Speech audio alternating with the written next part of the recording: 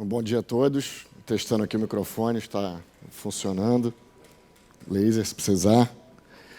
Bom, gente, meu nome é Carlos Laster, eu sou gestor de TI da Brasil Brokers, desde abril de 2017, e a minha ideia é contar um pouco da história de transformação da Brasil Brokers com uso de tecnologia nesse período. Para dar um pouco de contexto para vocês, eu vou explicar um pouco sobre o grupo. O Grupo Brasil Brokers ele nasceu em 2007, através da aquisição e troca de ação de uma série de empresas no mercado imobiliário. E lançaram ações na Bolsa e passou a ser uma empresa pública, né? Então, parte do grupo chegou a ter 30, 40 imobiliárias, né, ao longo do tempo. Então, isso gerou um ambiente fragmentado, com diversas culturas e diversos sistemas, enfim, um ambiente bastante desafiador. No mercado imobiliário, a Brasil Brokers é um intermediador, né? Basicamente, a gente apresenta vendedores, né, pessoas que têm um produto, a compradores. A gente faz a intermediação imobiliária.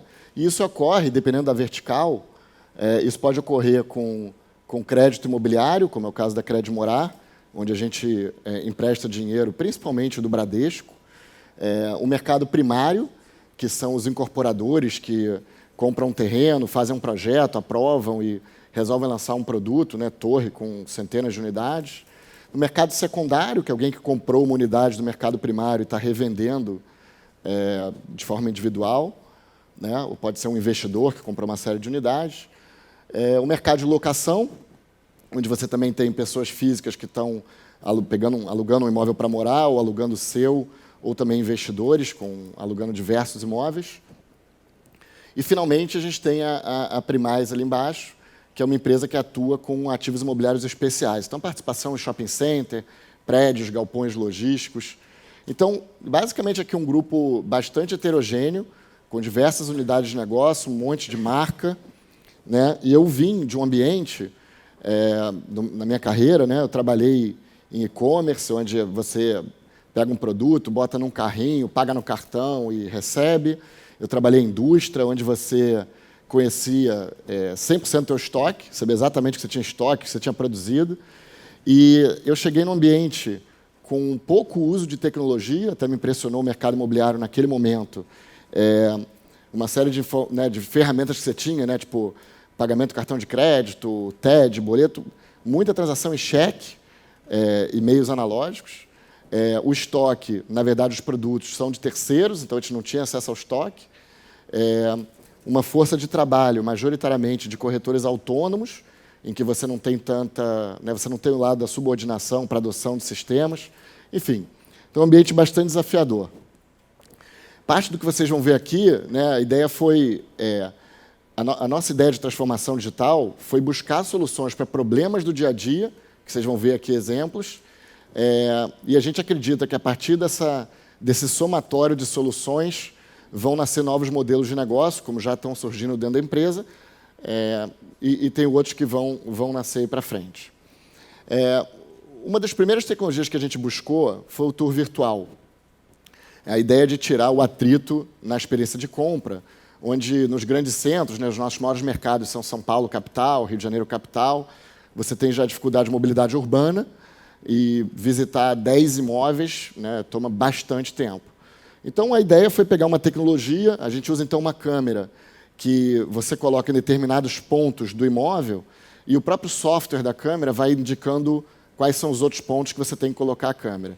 E a câmera ela roda 360 graus, pegando a imagem, e ela mapeia com laser os pontos do imóvel. E ela cria um modelo, então, tridimensional, onde você pode, com esse modelo aqui, você pode girar ele, né, ele estando, de fato, no ambiente lá no nosso site, você pode girar, entrar num cômodo, colocar ele numa posição de planta baixa, se tiver vários andares, você muda de andar. Então, você consegue ter uma boa visão do imóvel. E aqui, você pode realmente andar por ele, né? Ele cria também um modelo tridimensional, um modelo para óculos de realidade virtual, e a experiência é bastante interessante. A gente chegou a viver uma experiência recentemente, na vertical de locação Desenrola, que a gente já viu mais de uma situação de aluguel de imóvel sem visitação. Então, a pessoa olhou realmente pelo site, a gente não achava que isso iria acontecer, porque a gente entende que a decisão de compra e locação ela tem um envolvimento emocional muito grande, a pessoa quer ver exatamente onde ela vai morar, visitar, mas a gente já teve exemplos de locação sem visita. Tá? Naquela história do estoque, que eu tinha falado no início, né, a nossa atuação no mercado primário, né, você tem hoje aproximadamente 6 mil incorporadores no Brasil. E é um desafio você ter acesso a todos esses empreendimentos e todo esse estoque. Então, a gente criou uma integração com os sistemas dos incorporadores, de forma que a gente pudesse ter acesso aos produtos e fizemos uma integração direta com o nosso sistema que é utilizado pelos corretores, né, e no nosso site também. Então, uma atividade interna que era extremamente burocrática, estava sempre desatualizada, né, aqui só para dar um exemplo, você no lançamento pode ter a venda de uma unidade e 3 meses depois você pode ter um distrato. Então, manter isso atualizado, a disponibilidade das unidades, etc., é impossível. Né?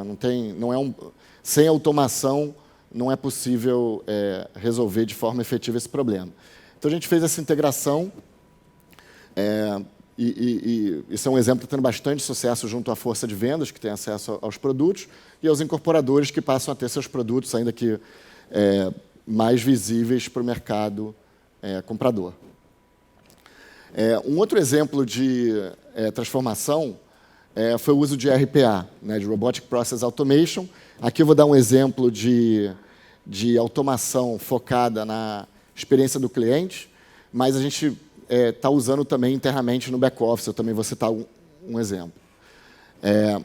No processo de crédito imobiliário, você precisa reunir uma série de documentos do candidato ao crédito. E isso tem uma burocracia grande, vai para o banco, avalia o comprador, você avalia o imóvel, avalia o vendedor, enfim, tem um processo bastante burocrático e tem um limite, né, do que a gente consegue transformar. Então, no fundo, o que a gente procura fazer é otimizar tudo que está ao nosso alcance.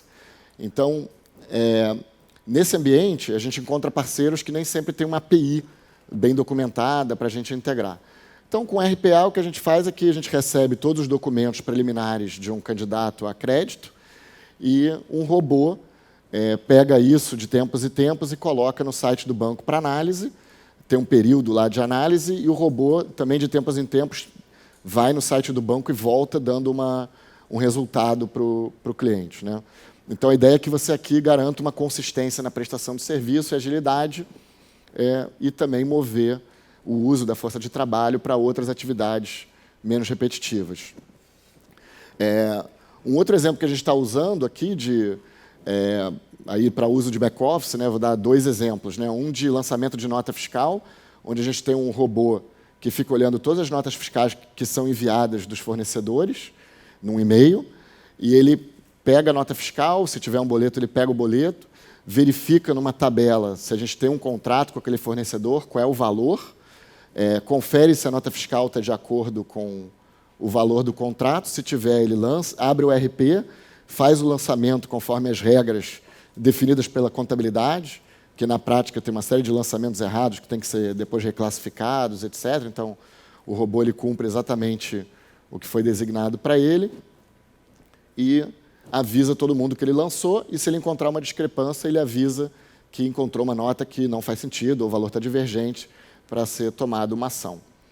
Um outro exemplo que a gente está usando RPA é para o CEPOM, que é o Cadastro de Empresas Prestadoras de Serviço em outros estados, em outros municípios, e você precisa verificar se uma empresa está cadastrada no CEPOM para você não ter que reter o ISS.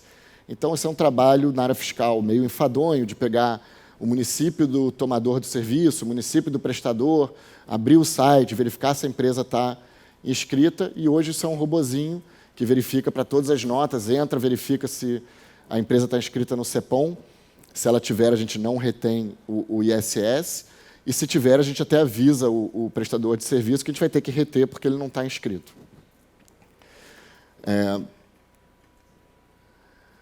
aqui pegando um pouco, seguindo a jornada do cliente, né? A gente buscou, né, a gente vê cada vez mais que as pessoas estão usando o chat, o WhatsApp, e migrando da voz para o chat, né? No mercado imobiliário, isso até, eu diria que a gente somos grandes usuários de voz, mas a gente o que a gente está vendo lá, na verdade, é que faz sentido a gente oferecer canais de comunicação em diversas plataformas e o cliente vai escolher a que ele prefere. Então, é muito comum que a gente tenha uma conversa que comece em um WhatsApp e depois a pessoa liga para pegar mais informação, ou manda um e-mail, enfim. Então, a gente está tendo bastante sucesso no uso de ferramentas multicanal e a gente consegue dar um atendimento consistente, independente da forma como o cliente conversa com a gente ao longo da jornada. Uma outra tecnologia que a gente colocou para rodar é a automação de marketing. É muito comum a pessoa, quando está buscando o imóvel, ela pesquisar durante um tempo muito longo, né? O período de compra, de locação, muitas vezes são meses, né? A maioria das pessoas no Brasil não tem nenhum imóvel, algumas vão ter um imóvel e, obviamente, investidores aí sim vão ter dezenas de imóveis. Mas, então, é uma compra de alto envolvimento emocional e as pessoas pesquisam muito antes de comprar. E uma das coisas que a gente percebe que traz ineficiência para o processo de venda e incomoda o cliente comprador é se você começa a abordar ele de forma mais profunda no momento em que ele ainda não está tão interessado. Então, a gente passou a criar um relacionamento com ferramentas que mandam um e-mail, mandam um chat, né, fazem uma conversa por chat, e na medida que ele vai engajando em comunicações, né, você tem interesse no crédito imobiliário, se ele interage com a gente em algum produto, a gente manda exemplos de produto, né, com o número de quartos que ele está buscando, ou no bairro que ele buscou, e a gente começa a entender em que ponto, né, o quão aquecido ele está para realmente fazer uma compra, né? E aí, em algum momento dessa automação, a gente vai criando um credit score, e esse cliente aí sim passa para um atendimento, e aí cai na plataforma multicanal, em que a gente pode ligar, etc. e tal, e segue com atendimento integrado na plataforma. Um outro exemplo de tecnologia que a gente está usando são os contratos digitais. Sempre que possível, né, tem uma parte da transação imobiliária que envolve o registro em cartório, e nem sempre é possível usar a tecnologia, mas sempre que possível a gente está usando.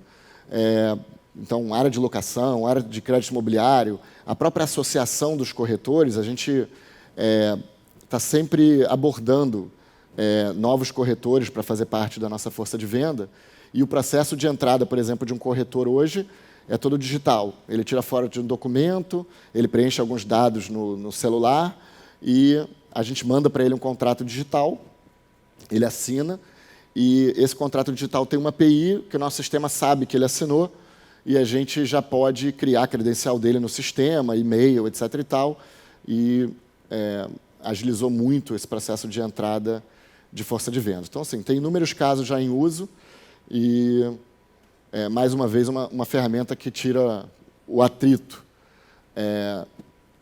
no relacionamento aí com os clientes e com a força de venda. Um item que tem sido bastante falado em diversos segmentos, né, o uso de dados para geração de receita, geração de negócios. E a Brasil Brokers, ela tem, na verdade, um tesouro que estava escondido, né?